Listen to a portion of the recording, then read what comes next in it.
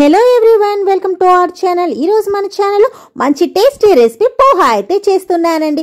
మరెందుకు ఆలస్యం, స్కిప్ చేయకుండా వీడియో మొత్తం చూసేయండి. ముందుగా స్టవ్ మీద ఒక ప్యాన్ పెట్టి కాస్త ఆయిల్ వేసుకొని, ఆయిల్ వేడెక్కింది అన్నప్పుడు కాస్త పల్లీలను వేసి మంచిగా లో ఫ్లేమ్లో అయితే వేయించేయాలండి. కాస్త వేగినాక దీన్నైతే ఒక దానిలోకి అయితే తీసుకొని ఇదే ఆయిల్లో కాస్త ఆవాలు, అలానే కాస్త జీలకర్ర, ఇప్పుడు కట్ చేసి పెట్టుకున్న ఉల్లిపాయ ముక్కలు, అలానే పచ్చిమిర్చి ముక్కలు, అలానే కాస్త కరివేపాకు కూడా వేసేసి మొత్తం పోహాకి సరిపడా ఉప్పు అయితే ఇప్పుడే అయితే వేసుకోవాలండి. మీకు పోహా ఎంత వేసుకుంటున్నారో దానికి తగ్గట్టుగా మొత్తం ఉప్పు ఇప్పుడే వేసుకోవాలండి. వేసుకొని బాగా కలుపుకొని మూత పెట్టి ఉల్లిపాయ మగ్గనివ్వాలండి.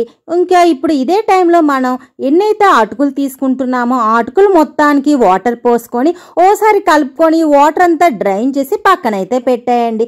ఉల్లిపాయలు అయితే మగ్గిపోయినాయండి. ఇప్పుడు కట్ చేసి పెట్టుకున్న బంగాళదుంప ముక్కలు ఒక 3 వేసేసి బాగా కలుపుకొని మూత పెట్టి బంగాళదుంపలు కూడా మంచిగా మగ్గనియాలండి.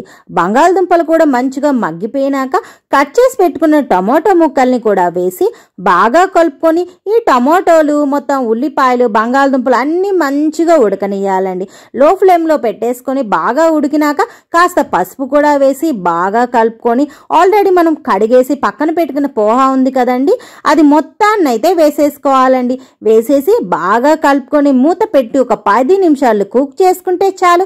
ఇంకా మన పోహా అయితే పొడి పొడిగా అయితే రెడీ అయిపోయిందండి.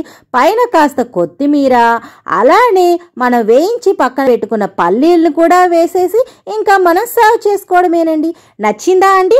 మరి మీరైతే ఈ రెసిపీని అయితే ట్రై చేయండి. అలానే నాకైతే సపోర్ట్ అయితే చేయండి. Please like, share, subscribe.